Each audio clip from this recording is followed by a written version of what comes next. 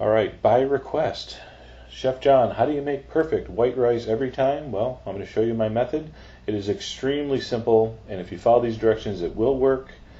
First of all, though, you need a nice pot to cook it in. Okay, one of the secrets is something with a nice tight-fitting lid, and also it needs to have a nice thick bottom. So you can't really use those really thin aluminum cheap dollar store pans. It's just not going to work. It's just too thin. So get yourself a nice pot. That's a Le Creuset I use. And also, I suggest you get Basmati rice. All right, Basmati rice, you're going to find that in the supermarket. All right, so you might be in the health food section, but it is a beautiful, fragrant, just really flavorful rice that just is very user-friendly. So I used a 2-3 method, 2 cups of rice to 3 cups of water. So I want you to put and measure this very carefully, okay? I want you to put 2 cups of the Basmati rice in the pot. That's 1 teaspoon of butter. You can use olive oil if you want. A pinch of salt, maybe half a teaspoon of salt, and then carefully measure exactly 3 cups of cold water. Now some of you might think, hey, I'm going to use hot water from the tap, get a little head start. Hot water stays in the pipes. It just sits and gets stale, so never cook with hot water. So always nice, fresh, cold water. So you're going to see me put 3 cups in there. All right, there's the third one.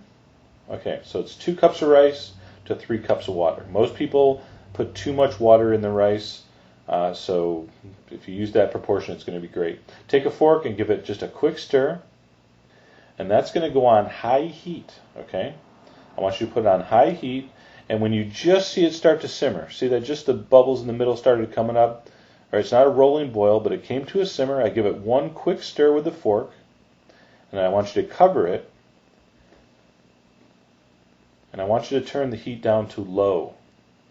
Now here's what I mean by low. So that was high, and then a little lower, a little less, right there. Okay? So a little visual for you, that's low. Okay? And I want you to set the timer for 20 minutes exactly, and then do not open the cover.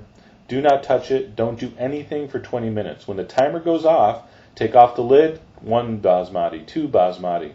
Put it back on. That just released the steam. The heat is off. Okay, set it for 5 more minutes and just let it sit with the heat off, and that's going to finish the cooking.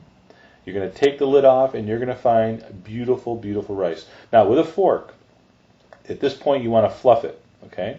And you'll see all these grains, they're separate, but they are still a little bit sticky. It's just perfect texture. So just fluff it up with your fork, all right? And that really will stop the cooking if it's still, hot near the bottom.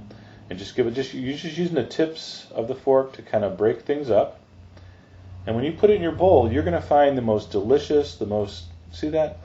The grains are pretty much separate, but they do kind of stick together, which is the perfect combination. So you want the rice to have a little bit of tackiness so that it holds the sauce or the stew or the braised chicken, whatever you're putting on top of there. This is not that converted Uncle Ben style rice where all the grains are perfectly separate. See, that's not, in my opinion, not really good rice to use for the food. I want something more like I get at the Chinese restaurant or the Indian restaurant, this nice fluffy style rice. So be brave, follow the directions exactly, and it will come out. Enjoy.